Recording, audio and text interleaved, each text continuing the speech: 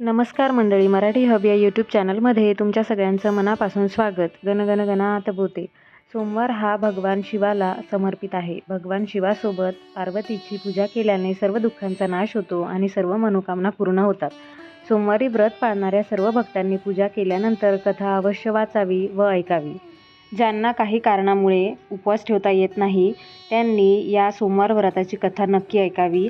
तर आजच्या व्हिडिओमध्ये मी तुम्हाला सोमवार व्रताची कथा ऐकवणार आहे, त्यामुळे व्हिडिओ शेवटपर्यंत नक्की बघा. एका शहरात एक अतिशय श्रीमंत सावकार राहत होता. त्याच्या घरात पैशाची कमतरता नव्हती, पण त्याला मुलगा नसल्यामुळे तो खूप दुःखी होता. या चिंतेने तो रात्रंदिवस खिन्न राहायचा. पुत्रप्राप्तीच्या इच्छेसाठी तो दर सोमवारी उपवास करून भगवान शंकराची पूजा करायचा आणि संध्याकाळी देवळात जाऊन शंकरासमोर दिवा लावायचा. त्याची भक्ती पाहून एकदा माता पार्वती भगवान शंकराला म्हणाली, हे नाथ, हा सावकार तुमचा निस्सीम भक्त आहे. तो सदैव उपवास करतो आणि मोठ्या भक्तिभावाने तुमची पूजा करतो. तुम्ही त्याची इच्छा पूर्ण करावी. भगवान शिव म्हणाले, हे पार्वती, हे जग कर्मक्षेत्र आहे. जसे शेतकरी शेतात बिया पेरतो त्याचप्रमाणे पीक घेतो, त्याचप्रमाणे मनुष्य आपल्या कर्माचे फळ या जगात भोगतो. माता पार्वती मोठ्या आग्रहाने म्हणाली, हे भगवान, तो तुमचा निस्सीम भक्त आहे आणि त्याला जर काही दुःख असेल तर ते तुम्ही दूर करा. तुम्ही तुमच्या भक्तांवर सदैव कृपा करून त्यांचे दुःख दूर करता. जर तुम्ही हे केले नाही तर लोक तुमची पूजा आणि उपवास का करतील? पार्वतीची अशी विनंती पाहून शिवजी म्हणू लागले, हे पार्वती, आपल्याला मुलगा नाही या चिंतेनं तो अत्यंत दुःखी राहतो. त्याला पुत्रप्राप्ती नशिबात नसली तरी मी त्याला पुत्र देतो, पण तो मुलगा फक्त 12 वर्षे जगेल. यानंतर त्याचा मृत्यू होईल. मी त्यापेक्षा जास्त काही करू शकत नाही. सावकार, माता पार्वती आणि भगवान शिव यांच्यातील हा संवाद ऐकत होता. यामुळे सावकाराला ना आनंद झाला ना दुःख. तो पूर्वीप्रमाणेच उपवास आणि शिवाची पूजा करत राहिला. काही काळानंतर सावकाराची पत्नी गरोदर राहिली आणि 10व्या महिन्यात तिने एका अतिशय सुंदर मुलाला जन्म दिला. सावकाराच्या घरी खूप आनंद झाला.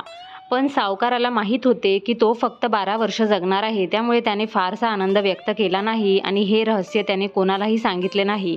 मुलगा 11 वर्षांचा झाल्यावर मुलाच्या आईने त्याच्या वडिलांना मुलाचं लग्न करण्यास सांगितले.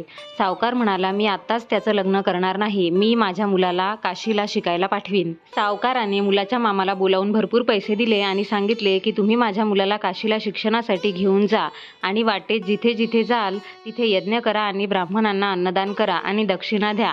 यज्ञ करत ब्राह्मणांना भोजन आणि दक्षिणा देत मामा भाचे दोघेही काशीच्या दिशेने निघाले. वाटेत त्यांना एक नगर दिसले जिथे राजाच्या मुलीचे लग्न होत होते, पण लग्नाला आलेला राजकुमार एका डोळ्याने आंधळा होता. राजकुमाराला पाहून राजकन्या आणि तिचे आईवडील लग्नात काही अडथळे निर्माण करतील अशी भीती राजकुमाराच्या वडिलांना वाटत होती.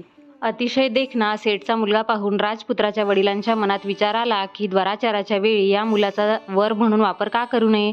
हा विचार मनात ठेवून राजपुत्राचे वडील त्या मुलाशी आणि त्याच्या मामाशी बोलले. ते दोघेही तयार झाले. मग सावकाराच्या मुलाला वराचे कपडे घालून घोड्यावर बसवून वधूच्या दारात नेले. सर्व काम आनंदाने पूर्ण झाले. राजपुत्राच्या वडिलांनी विचार केला की त्याच मुलासोबत लग्नाचा सोहळाही केला तर काय नुकसान होईल.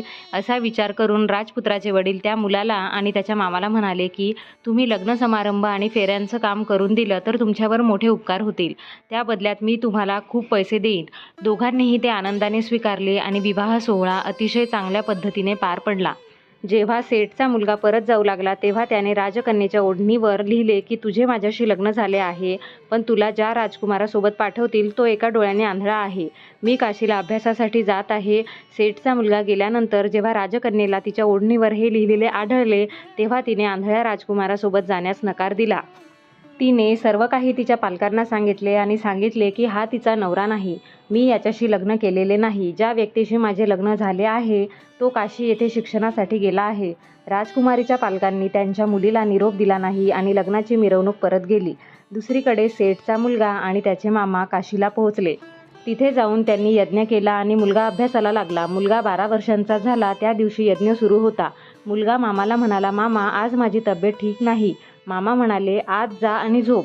तो मुलगा आज जाऊन झोपला आणि काही वेळाने त्याची प्राणज्योत मालवली. जेव्हा त्याचे मामा आले आणि त्यांनी आपल्या भाच्याला मृतावस्थेत पडलेलं पाहिलं तेव्हा त्यांना खूप वाईट वाटलं. त्याला वाटले की जर मीही आता रडायला लागलो तर यज्ञाचे कार्य अपूर्ण राहील. त्यामुळे त्यांनी पटकन यज्ञ संपवला आणि ब्राह्मण निघून गेल्यावर ते खूप रडू लागले. योगायोगाने त्यावेळी शिव आणि पार्वती तेथून जात होते. जेव्हा त्यांनी मोठ्याने रडण्याचा आवाज ऐकला तेव्हा पार्वतीजी म्हणू लागल्या, हे भगवान, कोणीतरी दुःखी रडत आहे, त्याचे दुःख दूर करा. जेव्हा शिव आणि पार्वती तिथे पोहोचले तेव्हा त्यांना एक मुलगा दिसला जो भगवान शिवाच्या वरदानामुळे झालेला होता. भगवान शिव म्हणाले, हे पार्वती, त्यांचे आयुर्मान इतकेच होते आणि ते यापूर्वीच त्यांनी भोगले आहे. पार्वतीजी म्हणाल्या, हे परमेश्वरा, या मुलाला अधिक आयुष्य द्या, नाहीतर त्याचे आईवडील तडपून दुःखाने मरतील. माता पार्वतीच्या वारंवार विनंतीवरून भगवान शिवाने त्याला जीवनाचे वरदान दिले. भगवान शिवाच्या कृपेने मुलगा जिवंत झाला. भगवान शिव आणि पार्वती कैलास पर्वतावर निघून गेले. शिक्षण पूर्ण झाल्यावर मुलगा आणि त्याचे मामा यज्ञ करत, ब्राह्मणांना खाऊ घालत आणि दक्षिणा देत त्यांच्या घराकडे निघाले. वाटेत ते त्या शहरात आले जिथे त्या मुलाचे लग्न तिथल्या राजकन्येशी झाले होते. तेथे जाऊन त्यांनी यज्ञ सुरू केला.